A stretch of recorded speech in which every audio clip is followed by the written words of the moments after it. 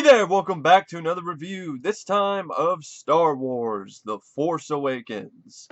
The wait is over.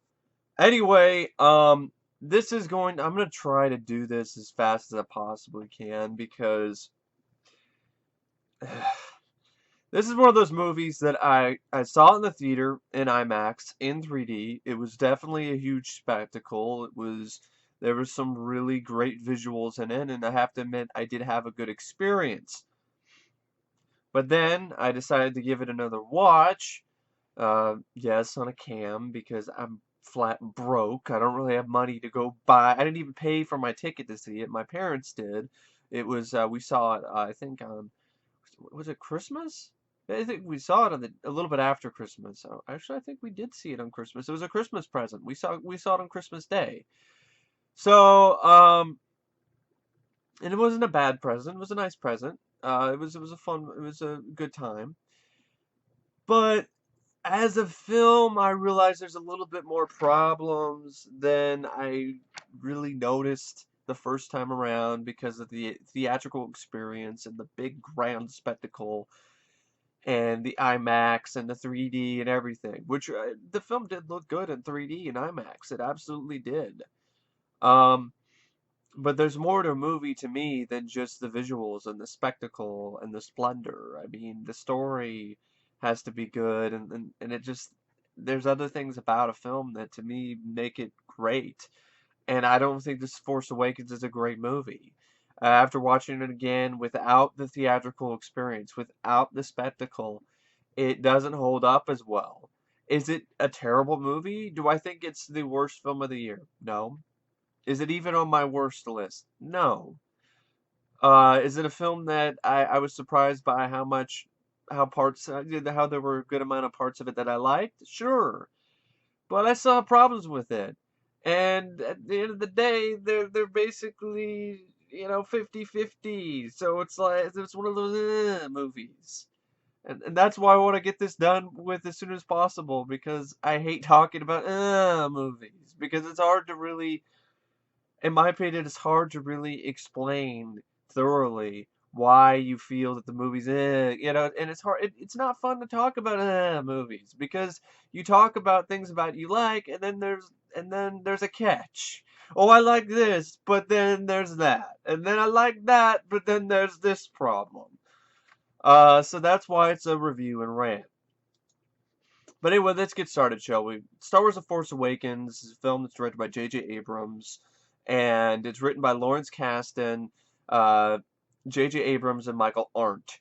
I don't know how much of the film Lawrence Kasdan wrote, because I don't know if he's to blame for some of the script problems, or J.J. Abrams, or Michael Arndt. I don't know who it is, but there's some issue. I have some serious issues with this story and with this script, and I'll get into it soon enough. It's episode 7 of the franchise. It's a sequel to Return of the Jedi. And it stars Harrison Ford, who comes back as Han Solo. Mark Hamill is Luke, but he's in it for like 2 scenes. It doesn't have any doesn't speak. Carrie Fisher's in it. She comes back as Leia. General Leia this time. I It was nice to see Carrie Fisher. She definitely has not aged that well. But she's been through a lot in her life. I mean, she's had drug problems. I mean, so she looks pretty good for what she's been through in her life. So it was nice to see her again. Adam Driver plays Kylo Ren. Daisy Ridley plays Rey, who is basically the film's new hero or heroine. And you have John Boyega, who plays Finn. Oscar Isaac plays Poe Dameron, who is this ace X-Wing pilot for the Resistance. Lupita Nyong'o does the voiceover and does a little bit of the acting for the CGI character of Maz. And Andy Serkis does the same for Snoke. And Domhnall Gleeson, who was also in Ex Machina along with Oscar Isaac, plays General Hux in this, and I think he fucking sucks. This general sucks, and Gleason's acting sucks in this role, and I'll explain that soon enough. And you have Anthony Daniels, who comes back as C-3PO for like a little brief cameo role, and he has a red arm for some reason. We need to sell some toys, that's why. Peter Mayhew plays Chewbacca again, and Max von Sydow has an early role that doesn't really do much, and it just he might as well just be playing the same character he played in Judge Dredd. When he went to on the long walk, and then ended up dying. But anyway, the film also features music by John Williams, which honestly, this is his score is disappointing, and it's one of the cons I have for the film. Cinematography by Dan Mindell. It's there. It's actually I actually like the cinematography, especially the shots in the desert. Absolutely stunningly gorgeous. Great. I mean, I think the cinematography is actually really, really beautiful in this movie for the most part. Edited by Mary Jo Markey and Marianne Brandon. It's solid. It's nothing spectacular, nothing amazing. And of course, the movie has made a shit ton of money. It's made a $1.887 billion worldwide. But just like it overtook Avatar in some respects, but that doesn't mean that it's a good movie. It doesn't mean that it's automatically a great film. Just because it has made a lot of money doesn't mean it's great. You know what also made a lot of money? Star Wars, Star Wars: The Force Awakens, but Transformers: Age of Extinction made over $1 billion worldwide. So did Avatar, and Avatar, I have to admit, it's another film that was an enjoyable experience in the theater. But it was like if you had like a theme park experience, but it's not really something that is sustainable without the 3D and without the theater. And when you take that away, Avatar is just a very generic, bland mix of a bunch of different movies and a bunch of different plots you've already seen before, with bland performances and acting, and so much CGI that it takes you out of the film because you're not seeing it for the 3D anymore. You're seeing it just without the 3D, and you're noticing its flaws a lot more. The flaws become more prevalent. And I guess when it comes down to it, The Force Awakens just isn't what I consider a good movie because it doesn't have elements to it and things to it it doesn't have enough for me to really say this is good. This is a good movie. It has some good things about it, but not enough. There's an equal amount of cons. There's a good amount of pros that I enjoy about the movie, but then there's an equal amount of cons that end up it just ends up not really canceling out the pros, but it doesn't really make them stand out. And unless a film has more pros than cons for me personally, it's not a good movie. It's let alone a great one. But this is just my opinion. I mean, people can feel free to disagree. I have no problem with that. I have no issues with that whatsoever. Like I always say, that's what makes this world an interesting place to live in. Keep this world interesting. Have a different opinion. And I'm fine with that. But anyway, I'm not going to go into a plot synopsis. I'm not going to do that.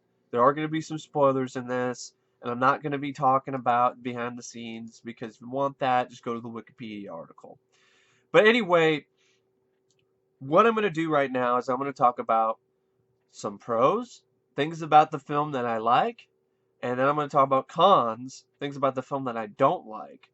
And then when I'm talking about the cons, I'm going to talk about how I feel personally that the film could have fixed these cons, how the writers and how the director could have fixed some of those cons and made the film truly great to me. And made it a good movie instead of just a meh movie with some good eye candy and some nice visuals and some new characters that I like. But anyway, let's get started, shall we, with the pros. The things about Star Wars The Force Awakens that I actually liked. For one, I really liked the blend of practical effects with CGI. It was really refreshing to see that. That's what, and I hope this is something that carries over for future films, and not only this franchise, but for other movies in the future as well. Because CGI was not created to take over completely for practical effects. It was created from the beginning to be a way to enhance practical effects. And that's something that a lot of filmmakers, a lot of studios, and a lot of, Hollywood bigwigs and people behind the scenes have seemed to have forgotten about. That CGI wasn't invented to completely replace it. I understand it's enticing because it's easier and it's something that you can just hire a bunch of computer guys to do this effect for you and don't have to do all this physical stuff and get all these props and get all these mechanical things and actually build something. But that's just laziness on your part to just say, no, we don't want to put the effort into practical effects because it's so much easier to do CGI. Especially when CGI, in some aspects, is not better than practical effects. And in one big reason is that CGI has not been able to properly display physical weight and actually properly show the right lighting. That's something that's really overlooked when it comes to a CGI effect in a live action environment. When you have a real environment, a real set, and you have a CGI effect that's put in there. And this is a problem that existed when they used stop motion effects or go motion effects in the past. And unless it's you have a physical animatronic creature on the set or somebody in a suit, you can't properly show the right lighting because you're shooting this creature or this effect in a completely different environment and with different lighting. So that's a problem. And it's something that is very noticeable. And it's something that takes you out of the sequences that these creatures and these CGI creations are in. And when you have entire landscapes that are made out of CGI, you can tell it's fake right from the bat because the lighting isn't natural. It isn't light. It's not natural light. It's CGI light. It's computer generated light, and and that's a problem with light and shadow and with CGI. And it's not a problem with the whole movie's animated. A whole movie CGI animated, and it's not an issue. But if it is, I mean, if it isn't, that's a problem. You notice that. So that's why I'm glad that this movie, there were some moments where you could tell the CGI, Snoke, for instance, and a few other sequences. But for the most part, it seems like at least J.J. Abrams and the producers behind The Force Awakens and the cast and crew actually made an effort to blend CGI with practical effects. And I really appreciated that. And it looked great. And they also actually shot on real locations. They didn't shoot in front of a green screen like the Star Wars prequels did. The sequels for the most part, where majority of the film was shot behind a green screen. Here, they actually shot on a real desert. They actually built real sets. It was nice to see that again.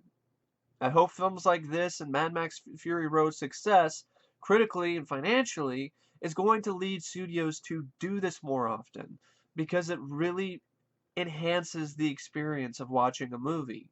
That's one of the big reasons why I think, even though I have these other problems with the film, but I still think the movie's a time waster and something I can watch, let alone, actually somewhat enjoy at times, is because of things like this.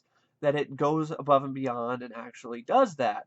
You even had you have practical makeup effects too in the bar sequence.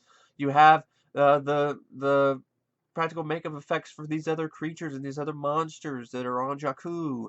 You have the guy who's like, who I don't remember his name, but I mean, he's this big fat big guy who, he's pretty much I'm trying to see if it's there, if it's even there. Like, what is his name? I can't think of his name. I'm pretty sure Star Wars fans know who Force Awakens fans know who this guy's name is. I'm pretty sure they do. Um, but this guy he's like the guy who's selling the credits and stuff like that on Jakku, and that was practical. That was a practical makeup effect, and so that was nice. It was nice to see. It was nice to see actual sets, on the Starkiller base. It was nice to see stuff like that. And see an actual X-Wing, or an actual, Millennium Falcon from the outside. There was a good effort in blending those two elements. Did was there moments of bad CGI? Absolutely. The CGI monsters on the Millennium Falcon look pretty fake. Look like something straight out of Return of the Aliens Deadly Spawn. And it looked better in that movie. And you had, some of the spaceships and some of the explosions and some of the stuff, that stuff looked fake too. Like the explosion at the end, it's CGI. We couldn't just blow up a real planet. Put a little miniature planet and blow it up. I'm sorry, that's more effective to me and more. I get engaged in that more. That actually gets my adrenaline pumping. I go, whoa, yeah, when that happens. But when you have a CGI explosion, it's just like, oh, who cares? To be honest, really, it's like, who gives a shit? I don't care about a CGI explosion. Because they still have not been able to make CGI fire look like real fire yet. But anyway, that's one pro I have for the film, the nice blend of CGI and practical effects. Another pro I have for it, I thought J.J. Abrams' direction was actually fine for the most part. I mean, I didn't mind Star Trek Into Darkness. I saw it a long time ago, but I didn't really. I think I might have reviewed it, but it's a film that I think if I watch it again, I might not like it as much, but I still think I'll like the movie because I like the action sequences in that film. Peter Weller was awesome as usual, and there were some elements to the story that I didn't care for, but for the most part, I thought it was an exciting, fun action film, and I did enjoy it in that aspect. And this had some good action sequences that were well shot and well edited and well directed. I have to admit, I did like a lot of them. I mean, I liked the sequence where the Millennium Falcon, when Rey and Finn get in the Millennium Falcon and are it's a little bit of a chase sequence where the TIE fighters are chasing after them through the ruins of Star Destroyers that are crashed in the desert of Jakku. And that's another thing about the film I really liked was the pro. The production design, art direction, it's really well done. And I thought that was an exciting, fun sequence, and it was well shot, and I liked the concept. I thought it was a really cool sequence. Um, I didn't mind the battle, so the sequence where the Maz's planet is Takodana is attacked by the First Order. I didn't mind that either. There was some fun stuff, with Finn fighting the Stormtrooper guy. I don't know why the hell he had a weapon that can stop lightsabers, but maybe it's not really intended just to stop lightsabers. Maybe it's a weapon that's just it's a nightstick. It's the equivalent of a nightstick for stormtroopers. But it seems like he was the only one that had it. None of these other stormtroopers had the same thing, so it was kind of random. But I didn't mind a little bit there. I liked seeing Han use the crossbolt and blow people away, or him with his blaster, and so there was some fun stuff in that sequence, and so there were some decent bits of action. There's another pro, decent bits of action sequences that I didn't mind. J.J. Abrams cut down on the lens flares, which is nice to see. And there were some really striking shots. The shot of the wreckage when Rey is first revealed to you, and she's just standing there in front of this vast desert landscape with this giant, hull of some spaceship just in the background.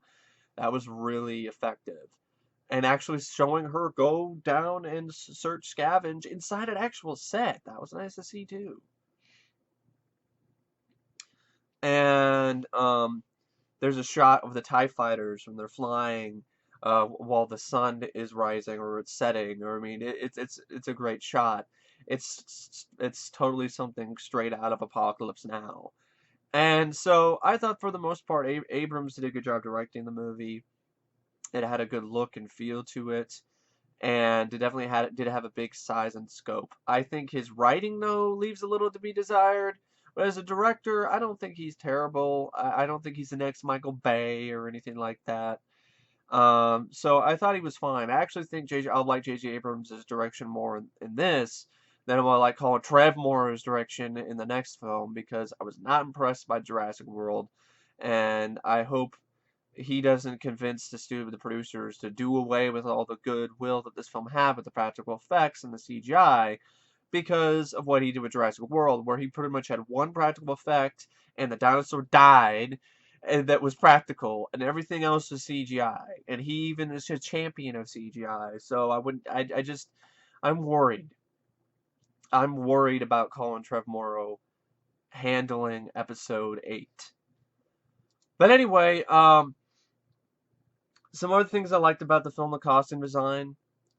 Some of the, the designs were a little bit somewhat too familiar in some ways to the original trilogy. I get what they're going for, but I mean, the stormtroopers, they look different enough, but they look different, but they still at the same time they look the same. I didn't mind the look of Kylo Ren. I warmed up to that. It wasn't really just Vader. It was it was it was different enough that it wasn't the same thing. Uh, and it kind of looked like he spray painted a scout trooper mask, from Return of the Jedi black and some shots. I didn't mind the Kylo Ren look, and I didn't mind some of the other costume design, the stuff look for Rey, and I really like the fact that Rey is this character that's wide-eyed, and in a way, she's basically a Star Wars fan. She's a Star Wars fangirl in the world of Star Wars. And I could easily put myself in her shoes or in Finn's shoes, and uh, those are some more pros. I like the new characters. I think they could have been written better, but I like the new characters regardless. I like the performances. I thought Daisy Ridley delivered a solid performance. So did John Boyega, and so did Oscar Isaac. He was a lot more likable in this, and it was a much better performance in this movie, in my opinion, than his performance in Ex Machina. But the problem I have with Rey, which I'll get to later, is with the writing, where she looks a little bit too, let's just say, a little bit too powerful in this movie. She doesn't have as much vulnerabilities as she really needs to have, because it just looks really, she's a bit too perfect. And I'll get into that later. But I like John Boyega's character of Finn. I think it's an interesting concept of a stormtrooper who rebels against his programming, and I think that's an interesting concept, interesting idea. It's definitely done better in other movies like Soldier with Kurt Russell, but that's the Kurt Russell's character Todd is the main character in that.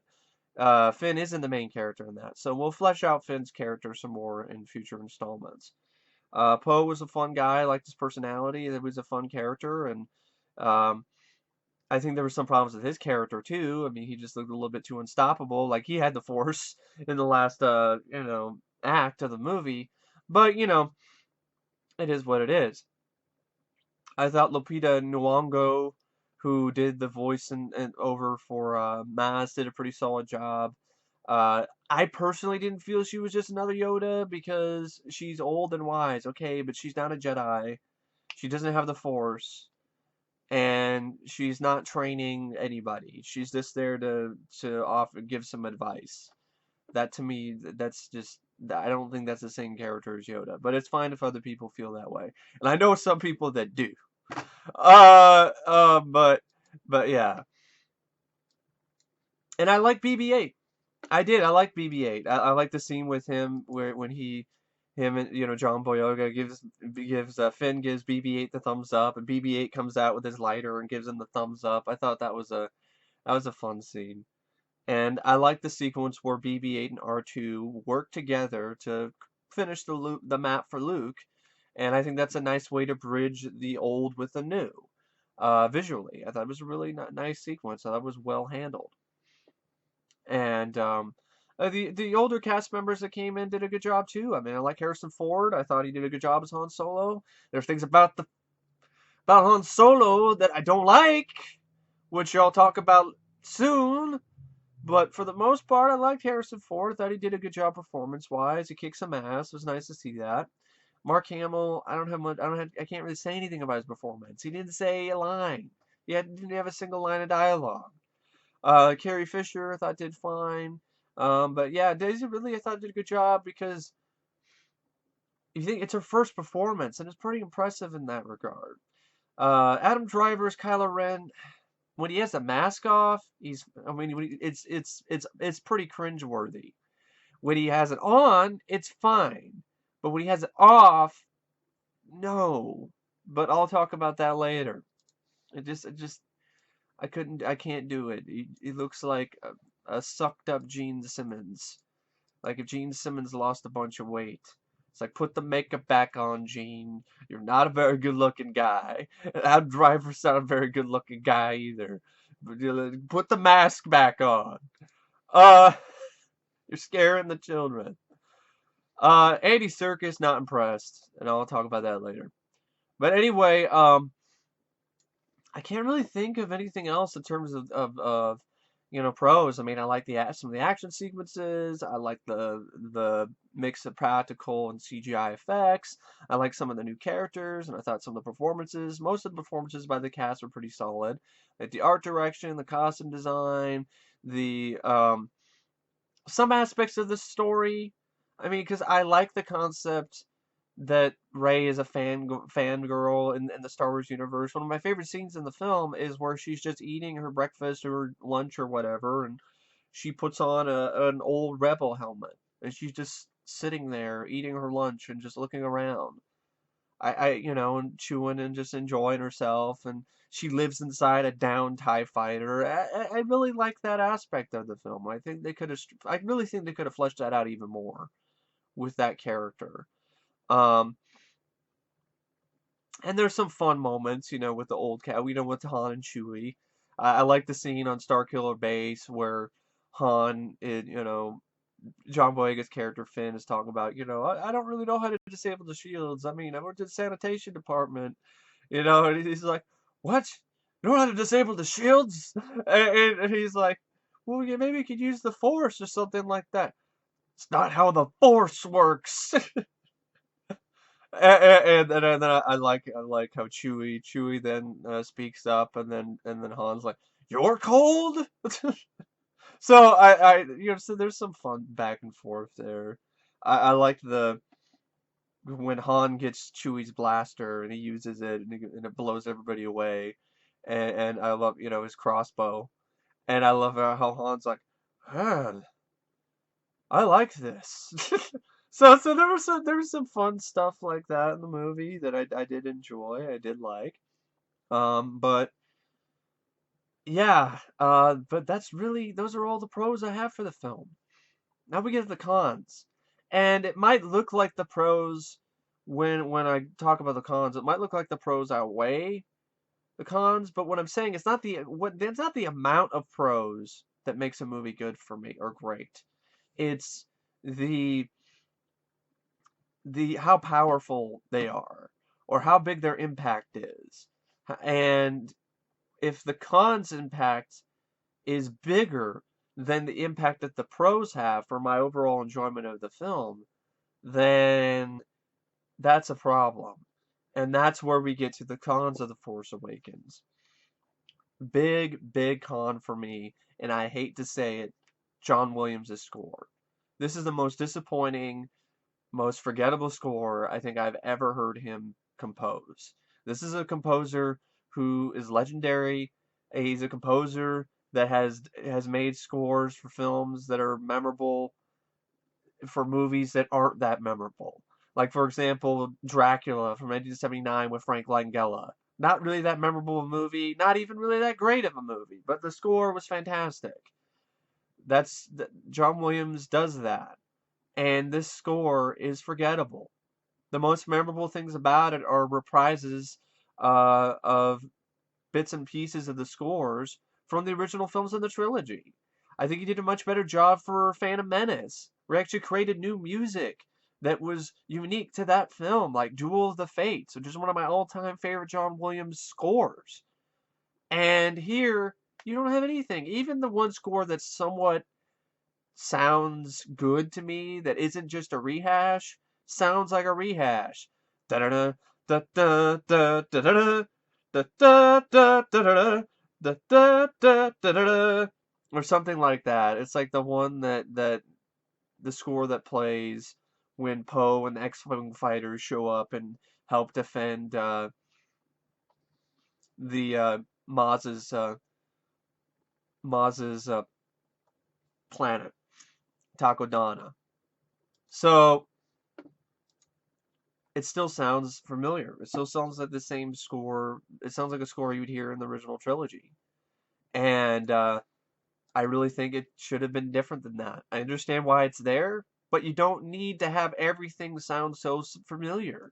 It really adds to the uncomfortable feeling of deja vu that you get when you're watching this movie. I understand why they did it. I understand why they did this deja vu thing. I understand why they tried to, I don't know, cover the same beats as the other films did, because they want to introduce it to a new generation, or they wanted to, make people forget about the prequels. But you could have done it in a different way that could have still been unique, but then could have still had the same feel as the original films in the trilogy. You don't need to have the plot be pretty much a remake slash reboot of A New Hope mixed with a bunch of other films in the franchise. You don't really need to do that in order to make it work, in order to introduce it to a new audience. Because really, honestly, is that a legitimate reason? Because this is Star Wars. I don't think there's very many people who were sitting there being like, "Oh man, Star Wars! I don't know what Star Wars is. I've never seen Star Wars before." I mean, even people haven't seen the movie. They know the characters. They know what it's about because it's so mainstream. It's become a part of our cultural lexicon. That's a stupid excuse to me. They made it similar to the first movie, similar to Star Wars, because to introduce it to a new generation. I'm sorry, that's just a bullshit excuse. Then, so you have John Williams' score, which sounds a little bit too samey, and then you have the script, the story. Huge con for me. I don't know who wrote these parts. I don't know who did it, but whoever did it should be fired, and somebody else should be writing the screenplay for the sequel, or then the sequel after that, because. And if it's Lawrence Kasdan, I hate to say it, man, but you fucked up. I mean, nobody's perfect. But I understand George Lucas saying, "Oh, it rhymes," and it's like blah blah blah, and then it's like a circle. It's like, okay, whatever. All right, it's like a poem. It doesn't have to be. Just because the other films were kind of like that doesn't mean the new franchise needs to be more of the same. That's a problem with this movie. That's why it's just an okay time waster to me. That's why it's just okay. It's decent. It's a decent bit of eye candy, some like new characters that I like, some decent action sequences, but there's that's too much of the same from the other films in the franchise that I can't really sit here and be like, wow, this is exciting and enjoyable and thrilling. For example, the climax. It's the same shit. It's a trench run. We need, instead of a Death Star, it's an even bigger Death Star. It's a Death Star that's like 10 times the size of the ever Death Star. People had problems with there being a Death Star in Return of the Jedi, for being a second Death Star. But now there's a third Death Star, and just because it's called a planet, it's excuses the fact that it's just basically a bigger fucking Death Star. And people are like, I'm fine with that. And if you're fine with that, cool. I don't have a problem with you being fine with it. I just don't understand it.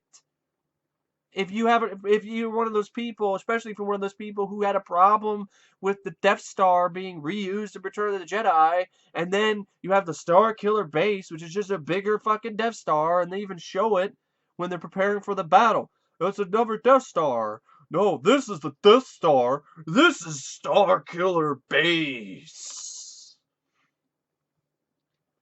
It's just a bigger Death Star. And it's just an unexciting climax, because what it is these X-Wings have to shoot at the same target, much like the other movie. You shoot at the same target, but like twice. And then the trench run, the way they do it is just so half-assed. I don't remember jack shit from it except Poe Dameron flying around like he's Maverick and Top Gun, blowing everything up and being the most total badass pilot of the universe and looking like he has the fucking force and getting away without a fucking scratch. That's really what I remember, and some explosions. It's about it. And if that isn't bad enough, okay, the film also manages with the story to severely fuck up the previous film in the franchise, okay? It fucks up Return of Jedi. It fucks up the other films. How does it do that? Okay. When the Star Killer base destroys the Republic planets in what seems like a matter of 2 minutes, it happens so quick. The script is just blow up these planets. And I'm like, there's not gonna be any aftermath. No, just blow up the planets and go back to the action because the movie has to be faster paced. But anyway, by doing that, you made all the lives that were lost in the battle against the Empire in Return of the Jedi in the previous films. You made what the rebels fought for completely fucking worthless.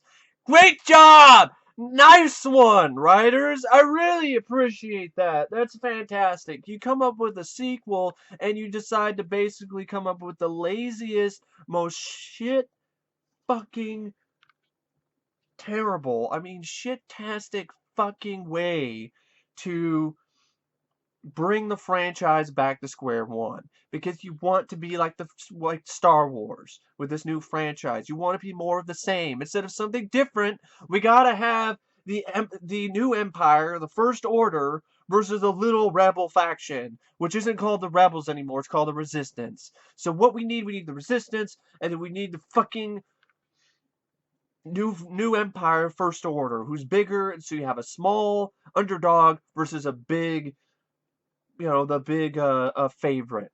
So you need the fucking underdog story again. So in order to do that, you just fucking fuck up everything that that the rebels lived and fucking died for just to fucking put this franchise back to square one. You know what you could have done? I don't know. Don't blow up the Republic planets in a matter of 2 fucking minutes with a shitty fucking sequence that all you see is a bunch of red lights that go streaming into the fucking into space, split off into multiple directions, and then people just look and see these red lights that looks like fucking laser pointers in the sky that come flying down, and then they go, ah, then boom. You can do better than that. You don't have to do that. Just have the First Order target the Rebel base instead. I mean the Resistance base, sorry. Target the Resistance base instead, and then have save the blowing up the Republic for the third movie. Save that for later. You blew your load in the first film. What the hell's wrong with you? This is like if in Star Wars the Empire used the Death Star and blew up like half the fucking Rebellion's planets. It's just like, what? It's like if they blew up Yavin 4 or some of these other whatever other planets or whatever. I mean, they blew up Alderaan, but here it's like, come on, it's overkill. Way too much in the first movie. I understand they're trying to set up the First Order as a viable threat. I get it. But they already are because they're already expanding and they've already killed a bunch of people across the galaxy. You don't need to blow up the entire Republic in order to establish that. Set that up for a later film in the franchise so then there's actual, I don't know, suspense. Oh my god, there's actually something to fight for. What the now they're just fighting for, oh, we're just fighting for survival. That's it, period. It's not fighting for the Republic anymore or the Resistance. It's fighting for just survival with a little bit of Resistance members that are left because most of the former rebellion has been fucking eradicated. So I know there's some people who do like that. To each their own. That's fine. I hate it. I don't like it at all. So anyway, you have that, which is a big problem for me because it just makes it everything that the rebels work for fucking pointless and pisses me off.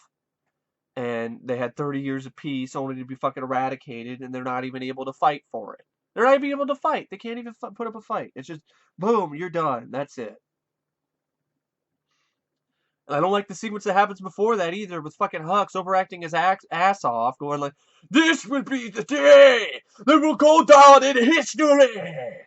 Or some shit. It was just ridiculous. he was so over the top and hammy that I expected to find slices of his ass in the fucking local deli. Anyway,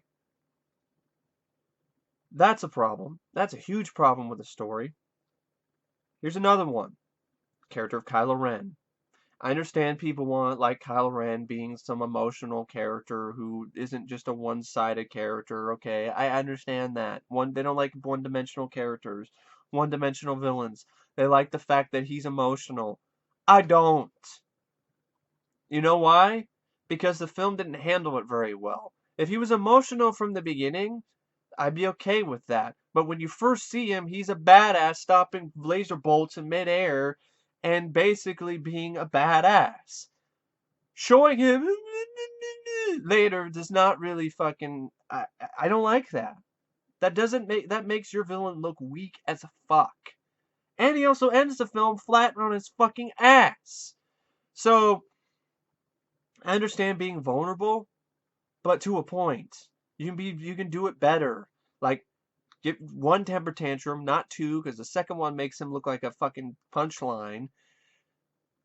Don't show him cry. Don't even have him take off his helmet. What's the point of him wearing a helmet if he's gonna take it off? I don't need to see Adam Driver's face right now. You can save that for later.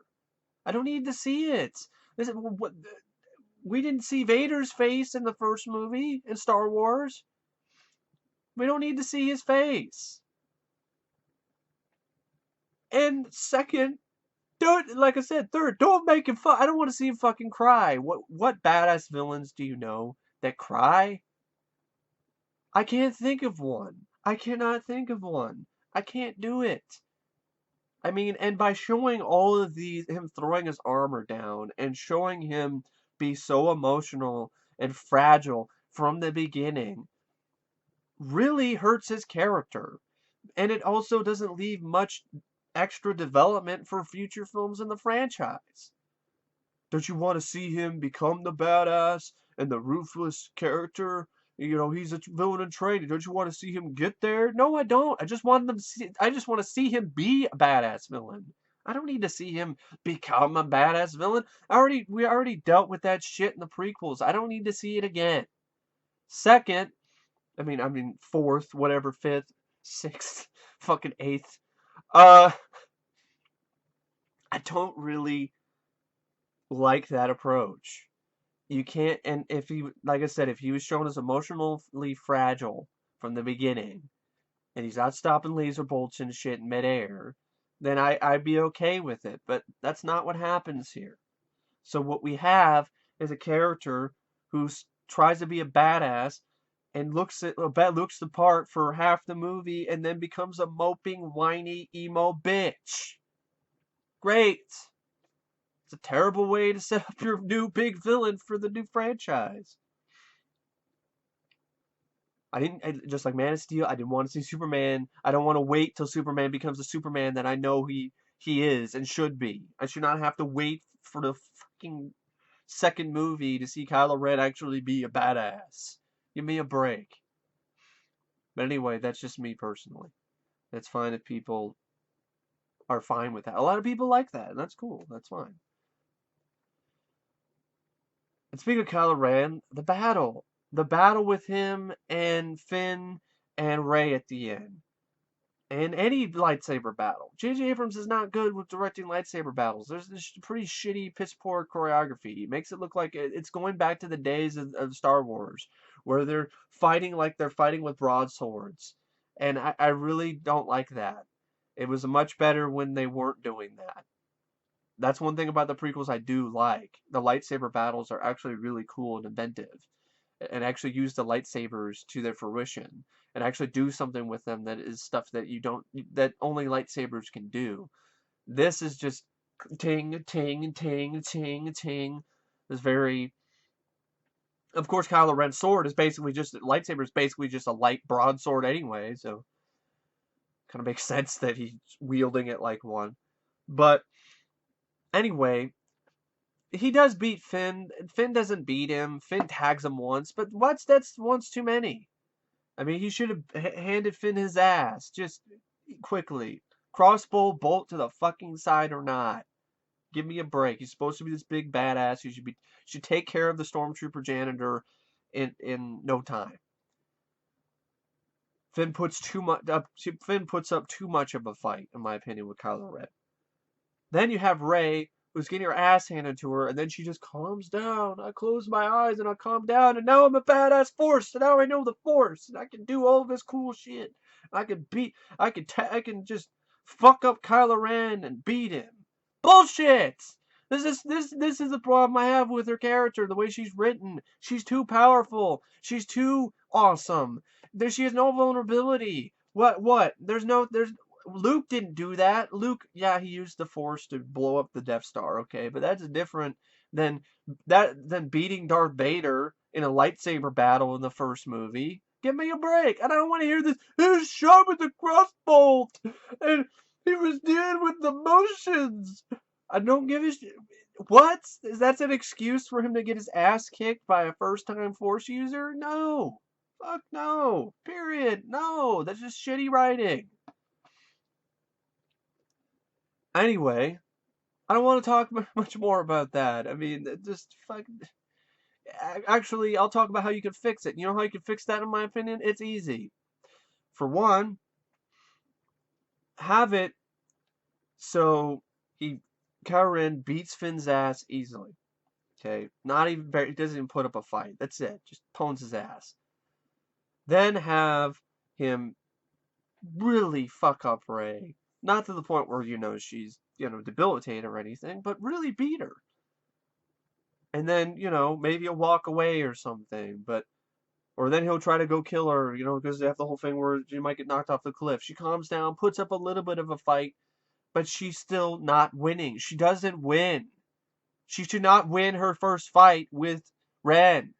That's not how that should have never happened. So it should have ended in a stalemate, where they're in the middle of the heat of the battle, and then the planet separates, and they both separate from each other. It should not end with her on her feet and Ren on his ass. That's absolutely, that's a shitty way to set up your villain. He looks weak as fuck. And it makes it so you have to do a lot of extra work to make him appear intimidating or a threat again. But that's just my thoughts.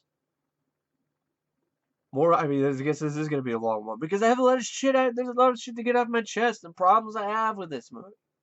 But anyway, more cons. I'm going to try to get through with them as fast as I possibly can. Going back to Rey's character. Too perfect, too awesome, to the point it's ridiculous, and it's absolutely unbelievable, even for a Star Wars film. Her knowing the inside and outs of the Millennium Falcon, figuring out how to fix it, and figuring out everything about it, and finishing sentences with Han. What? Does the Force enable her to become such an amazing superior mechanic who knows the inside and outs of a ship that she just recently found and was just recently in? Like, this doesn't make any sense. I'm just saying, it doesn't make any sense. She's a badass pilot. She's a badass. She can hold her own. She can fight. And she's got the Force. She figures out Jedi mind tricks before Luke even knew how to do any of that shit in the first movie. She finds a way. She can stop Kylo Ren from getting into her mind. She can wield a lightsaber. She can beat the main villain, the main bad guy. It's just too much. That's way too much. I'm fine with her being... Mary Sue's not the problem. It's the way it's handled. That's the way the rest of the story is. I don't give a shit. I don't give a flying fuck if a character is a Mary Sue. Alright?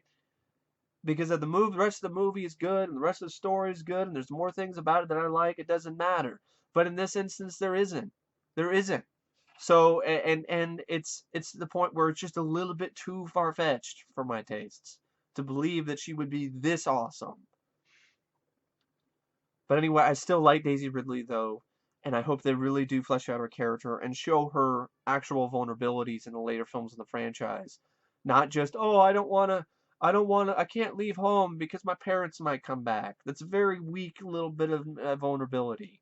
Or I don't want to be a Jedi. That's very weak.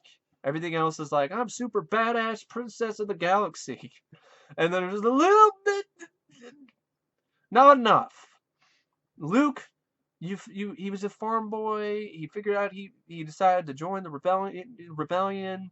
He didn't want to at first, but he decided to, of course, after his aunt and uncle died. And then there's a more natural progression that Luke had from farm boy to Jedi in training to Jedi. Rey, it happens way too fast and way too quickly, at least for my opinion, at least to me. So what kind of training? I mean, she's gonna get trained just how to be an even better Jedi? I mean, come on. I mean, that's not.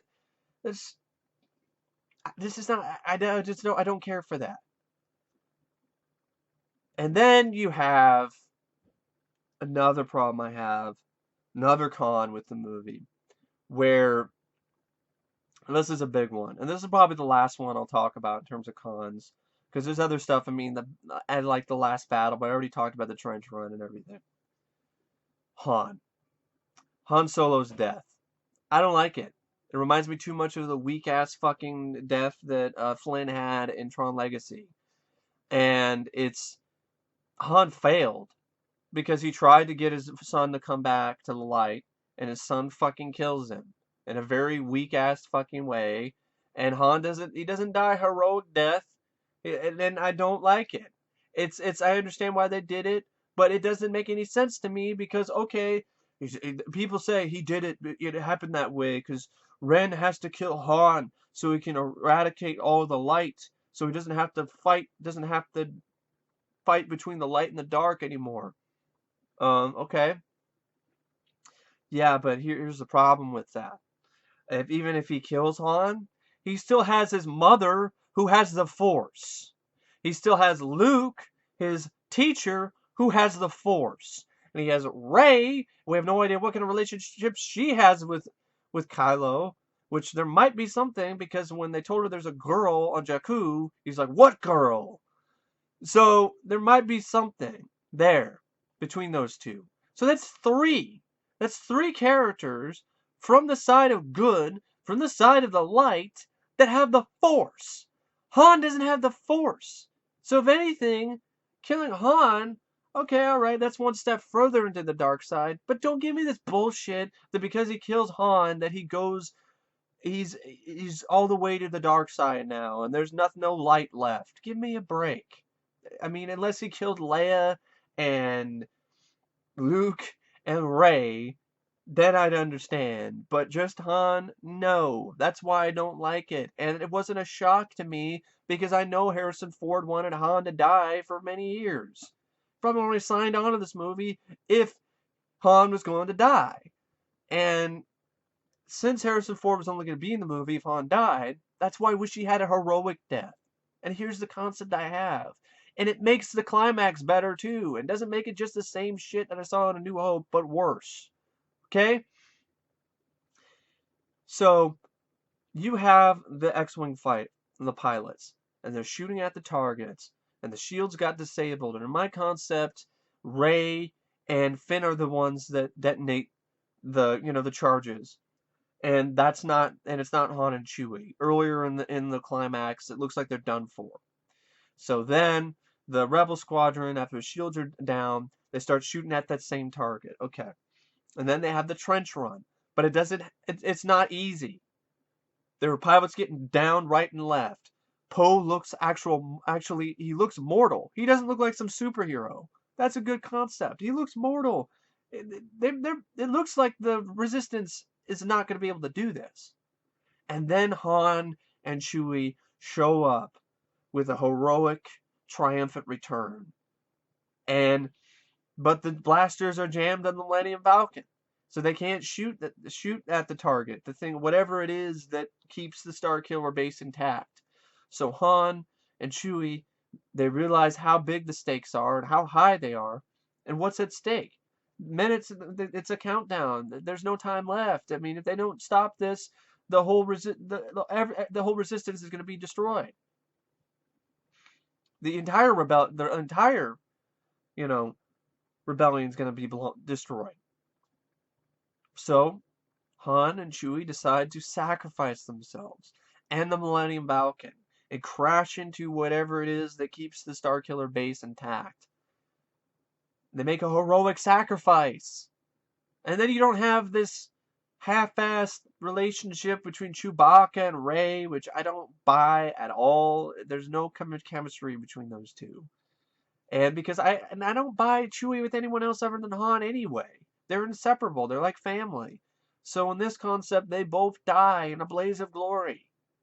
And it's a better denouement for Han and for Chewie. If Chewie is going to possibly die in the future films, I don't know.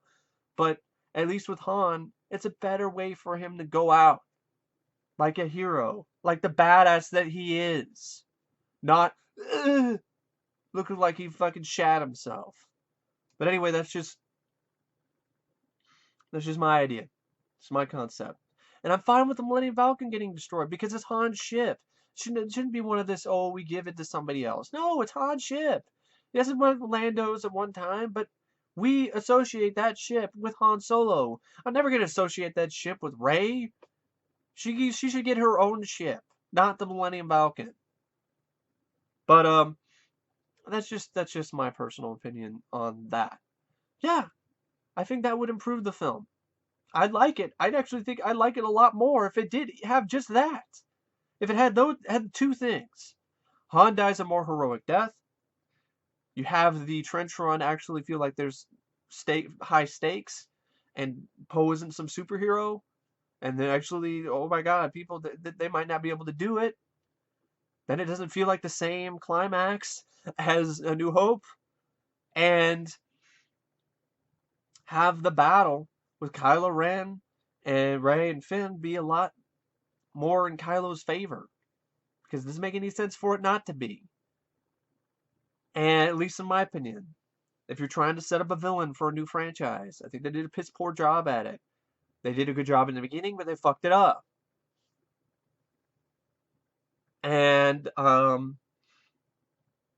yeah, I really don't know what to say in terms of cons. That's the main stuff. It's mainly the script. It's mainly script and story problems.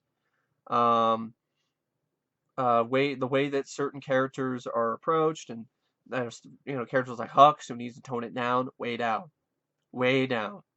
He's chewing the scenery.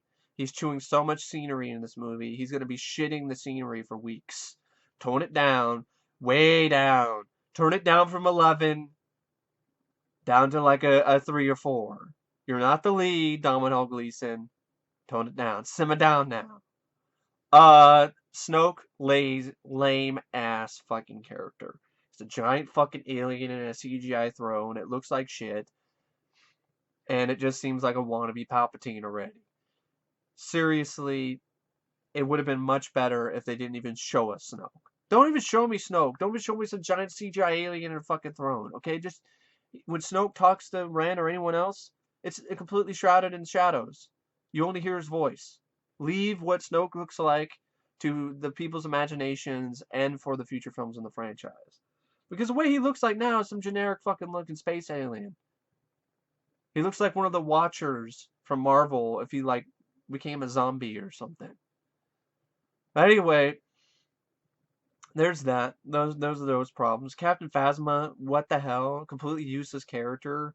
Supposed to be brought up as some new cool badass like new female Boba Fett, and fucking lame. What did she do? Did she even make it? Did she survive the trash compactor? And that's really all I really gotta say about the cons. Like I said, it's the story. It's the story. It's huge problems with the story. Kylo Ren, keep your mask on.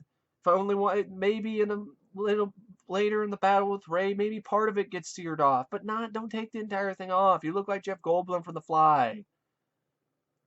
You look like Seth Brundle, or he looks like John Travolta. Like my friend said from Welcome Back, Kotter. He does.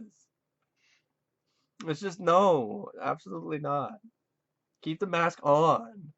What is up with this shit with new movies where people with masks need to fucking take them off? Because the store has to show his face. No, he doesn't. It does not need to do that. It doesn't need to do it.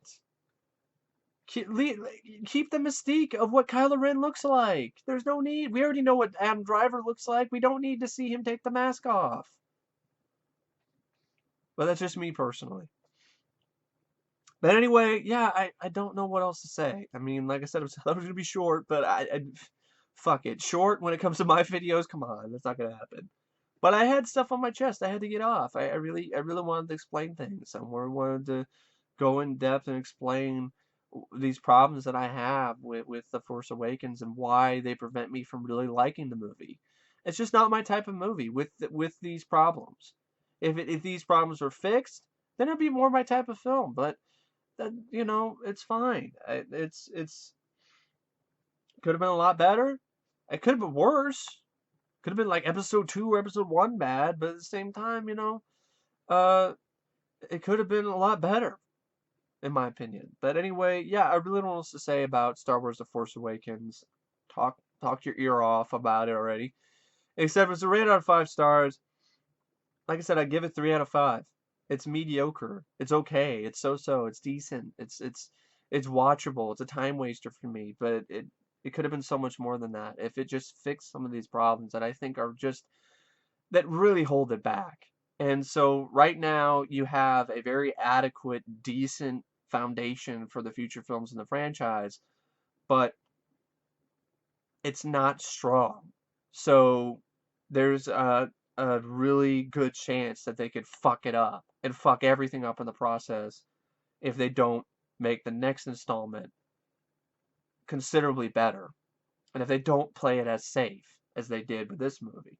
That's what it feels like. It feels like it's a play it safe reboot / remake of Star Wars. Because we know we're going to get the money.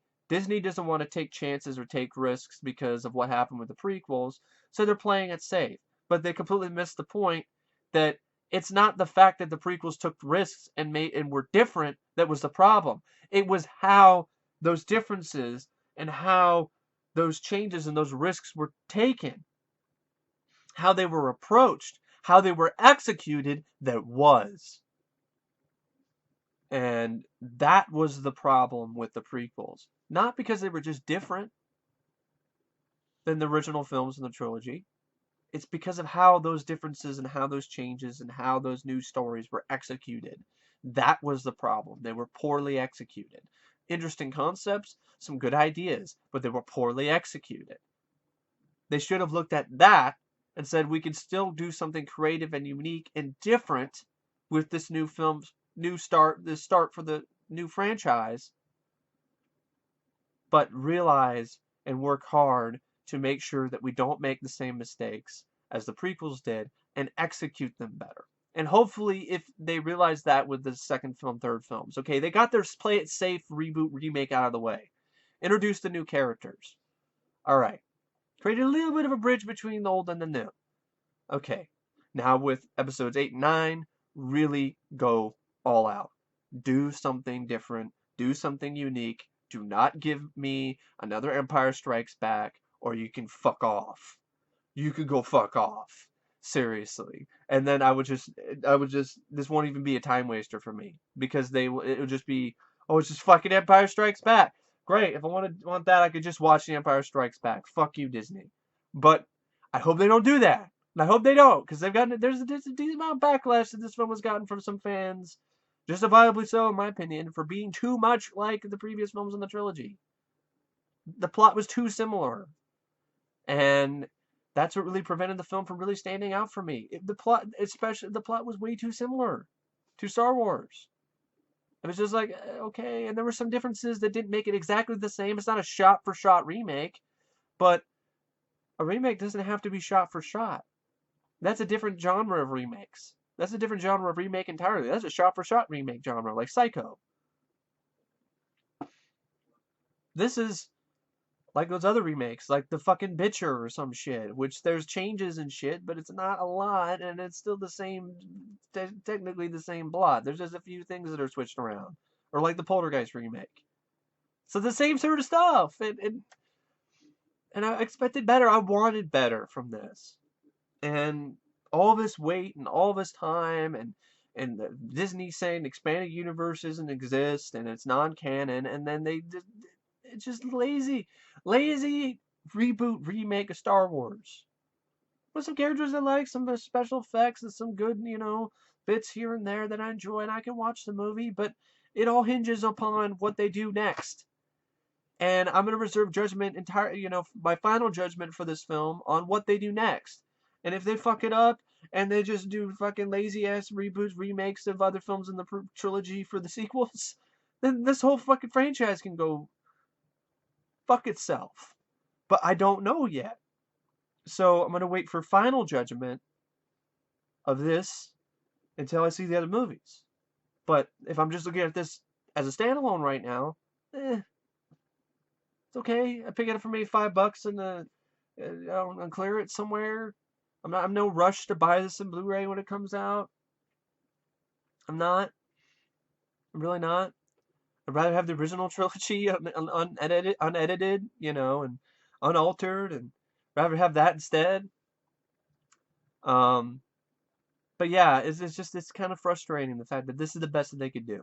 I mean, there are a lot of fans that could come up with better fucking ideas and better fucking plots than what this film did. And it's honestly kind of irritating when Star Wars fan fiction is more interesting and more engaging than the plot that they came up with for The Force Awakens. But anyway, yeah,